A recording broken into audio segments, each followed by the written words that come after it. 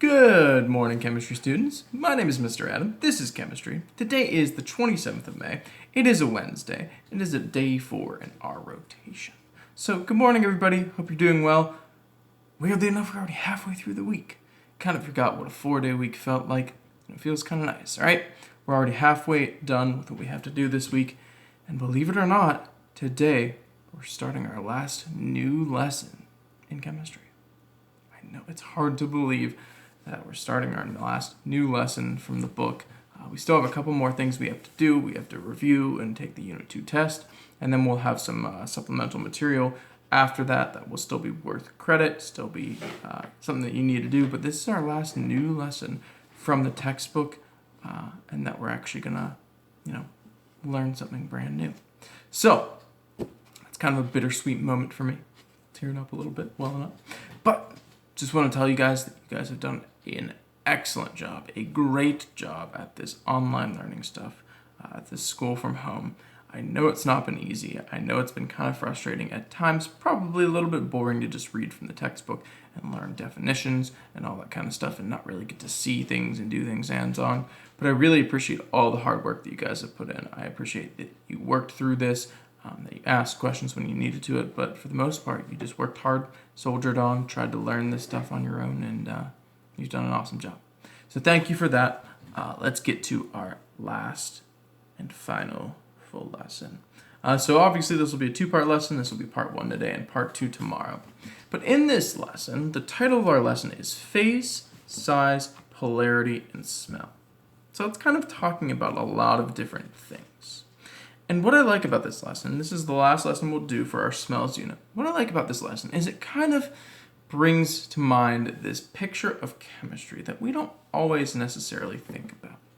But it's a really important aspect of chemistry. And if you leave chemistry class not remembering all the elements that C is carbon and H is hydrogen and they bond together to form methane and all these different things and how to name them, if you don't remember all that, it's okay with me. You might not use that in all of your life. You might not think along those trains of thought for all your life. That's okay by me.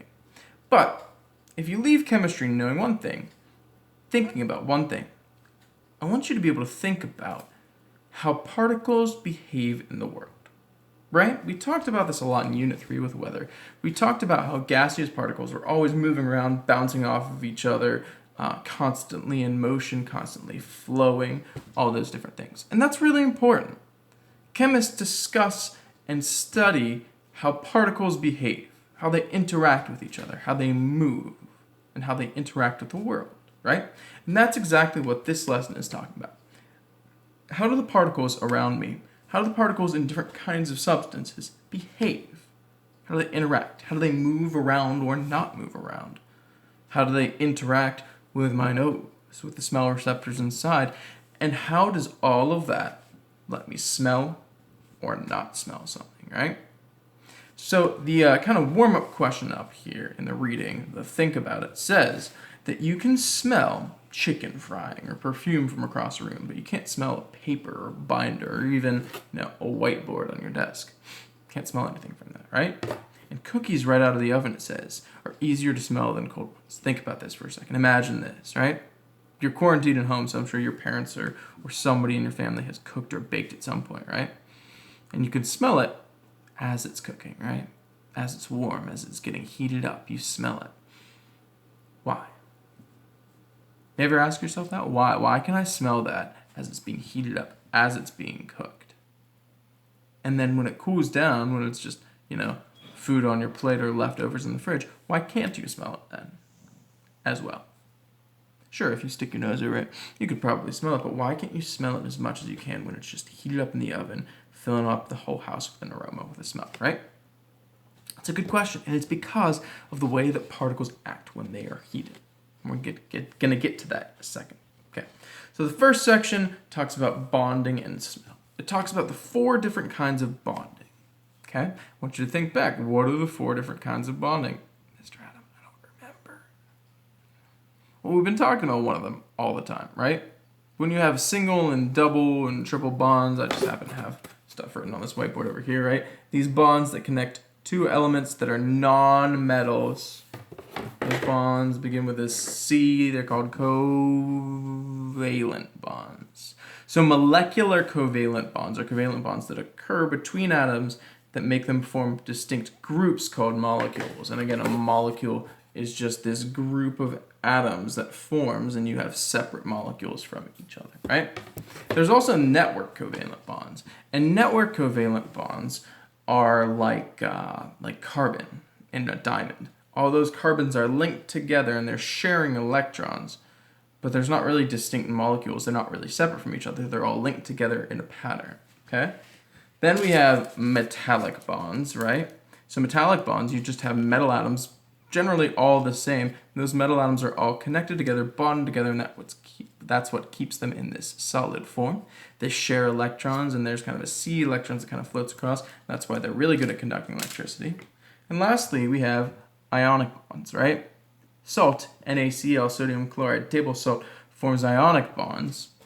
And that's when you have a metal and a non-metal connected together. And they generally, again, form in a crystalline structure, kind of like network covalent bonds, where they repeat over and over again, NaCl, NaCl, NaCl, until they form some sort of crystal that breaks off from other crystals, right? So those are the four different kinds of bonds. Now, when we talk about those things, we long ago said that there were different phases of matter that those bonds usually took on, right? So ionic bonds, like salt, we usually said took on a solid form or a solid phase of matter. Same with metallic bonds, they're generally solids. Network covalent bonds, I don't have an example on me of a network covalent bond, but think about like a diamond, right? A diamond or a computer chip made of silicon is a network covalent bond. Those things are, again, usually solids. And then we have molecular covalent bonds. So we have something like a candle, which I'm going to use in the demonstration earlier. This candle wax is made of molecular covalent bonds. It's a solid. Okay. We have something like, I wasn't just drinking this because I was thirsty. We have something like water, right? Water is made of molecular covalent bonds. Okay. And it is a liquid. What else do we have all around us? Gas, right? Gas, CO2, N2O2, they're all made of molecular covalent bonds. We've talked about all of these things lately, and we said they were called molecules because they're groups of atoms held together by bonds in which electrons are shared, right? So, think about all those for a second. And you can look at your chart in the reading on page 236, right? Ionic, metallic, network covalent. They're always what phase of matter? Solids. What phase of matter did we say we could smell? What phase of matter did we say that molecules needed to be in order for us to smell them? They need to be in a gas, right? Otherwise, they can't enter our noses. So, the reason that we can't smell anything except molecules and molecularly covalently bonded substances is because they're the only phase of matter that can easily be a gas, right? Take my aluminum foil here. No smell. It's because this is solid and it's not really turning into a gas at all. Take my salt here. No smell. None of those are turning into a gas, right? NaCl doesn't really turn into a gas unless you give it a lot of heat. Candle. Okay, so there are solid particles in here, sure, but they're molecularly covalently bonded, and so they can turn into a gas. And so when I smell this, I'm getting some smell because those molecules are able to turn into a gas.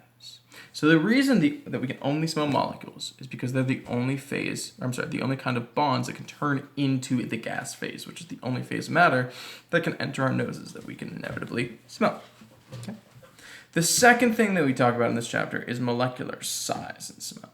So again, we said for the most part, we can only smell small polar molecules.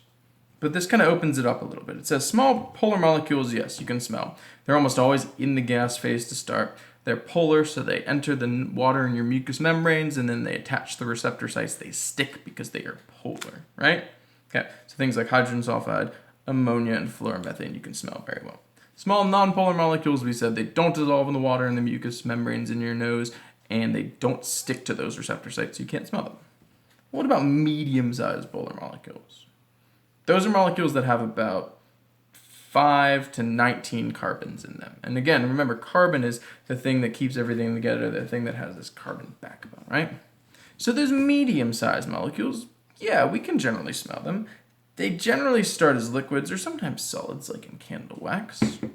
But they can become gases very easily if you give them a little bit of heat, if you give them a little bit of energy, right? And generally, they'll give off a little bit of gas. So yeah, so we can smell those medium-sized molecules, okay?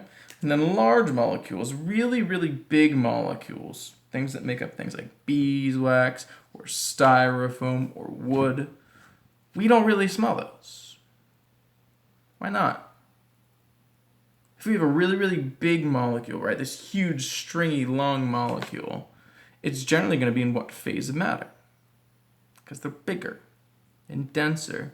They're usually going to be solids. So they usually stick together in giant clumps, right? They stick together in giant clumps like fat or like wood or all these different things that could be giant molecules. They stick together because they're attracted to each other. And so they don't enter the gas phase as easily. So we can't really smell them as easily. So when we're talking about size, we smell the smaller things because they become gases more easily. All right, last point in this chapter, we talked about heating cookies, right? And why we could smell cookies that were freshly baked or something that was freshly cooked. Why is that? It's all about heat, right? So, when I light this candle, suddenly I'm able to smell it much better. Why? What am I doing here? Obviously, I'm adding fire. What does that add? It adds heat. And what does adding heat do?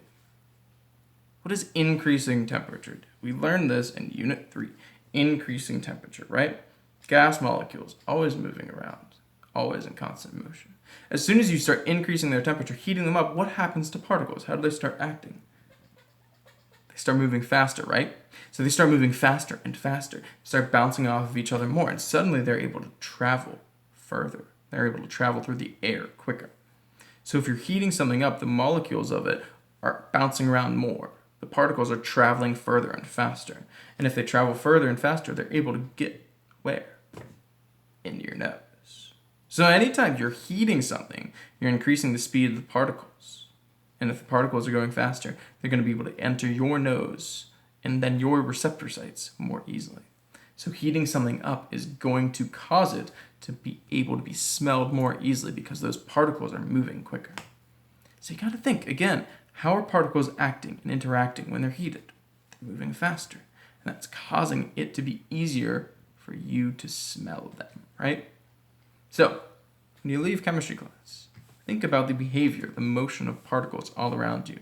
Think about the motion of the particles through the air. Think about the motion of the particles in the water or in the ocean, right? How are those things traveling and moving and interacting with the world that causes us to be able to perceive them and interact with them? Okay? So we're thinking about a couple different things. We're thinking about different kinds of bonding, different sizes, different phases, and then heat, and how that all relates to smell and our ability to smell things.